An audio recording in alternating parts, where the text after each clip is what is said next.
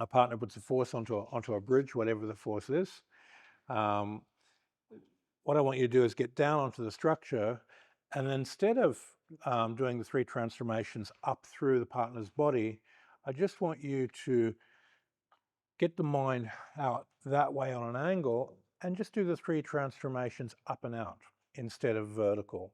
So as soon as the force comes in, feel the base, and then through the base, release the energies up.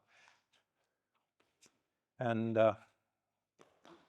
all I'm doing, instead of transforming more through this line, I'm tilting it on that line. And as soon as you have that, then play the different angles, and you can wave the energy or hop the energy and take different mental patterns, but still take that same theme of 3 transformations.